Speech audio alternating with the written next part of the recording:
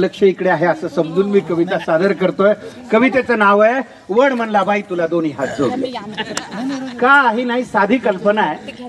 वडामधला आणि त्या बाई मधला तो संवाद आहे, बाकी दुसरं तिसरं काही नाही। एक बाई लगबगीनं पूजेसाठी आली, एक बाई लगबगीनं पूजेसाठी आली। भक्तिभावाने वडाला चक्रा मारू लागली, भक्तिभावाने वडाला चक्रा मारू लागली। वड देवा पूजा पदरात घे, वड देवा पूजा पदरात घे। जन्मोजन्मी पुन्हा मला हाच पती दे, जन्मोजन्मी पुन्हा मला हाच पती दे।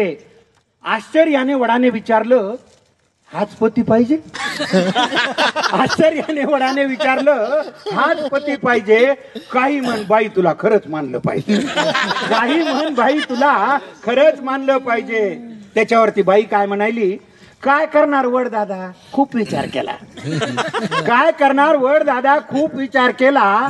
हाच नवरा राहू दे म्हणून आतून आवाज आला, हाच नवरा राहू दे म्हणून आतून आवाज आला। त्याच्यावर तो वड म्हणायला, एवढे दुर्गुण असून सुद्धा याचीच निवड केली, एवढे दुर्गुण असून सुद्धा याचीच निवड केली। म्हणून माय मला तुझी फारच दया आली, म्हणून माय मला तुझी फारच दया आली। त्याच्यावरती बाई काय म्हणली, त्याच्यावरती बाई म्हणते, वड देवा तसं काहीच नाही, वड देवा तसं काहीच नाही। असं नाही की आमचं बिलकुलच पटत नाही, असं नाही की आमचं बिलकुलच पटत नाही। दुसरा नवरा मागायचा मीही विचार केला, त्या बिचारीनं प्रामाणिकपणे सांगितलं।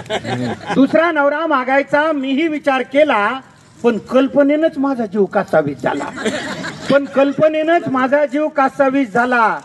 जास्तच बिलिंदर निघाल्यावर मग काय करायचं, जास्तच बिलिंदर निघाल्यावर मग काय करायचं। म्हणून म्हणलं याच्यासाठीच वडाभोवती फिरायचं, म्हणून म्हणलं याच्यासाठीच वडाभोवती फिरायचं। तुम्हाला तर माहिती आहे देवा मी काही कमी नाही, तुम्हाला तर माहिती आहे देवा मी काही कमी नाही। बिचाऱ्याच्या डोक्याला केस सुद्धा ठेवला नाही,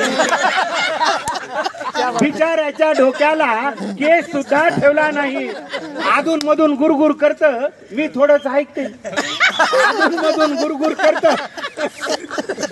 म्हणजे पहा, या ओळीला पुरुष रसिक सुद्धा दाद देतात।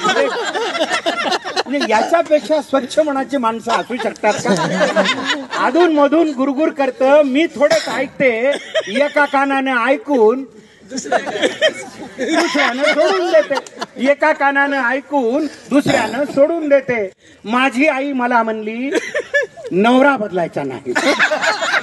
पहा, म्हणजे तो आतून आलेला आवाज कुठून आलेला होता, आजकाल हा आवाज फार झाला। माझी आई मला म्हणली नवरा बदलायचा नाही, एवढा बावळट माणूस तुला कुठेच मिळायचा नाही।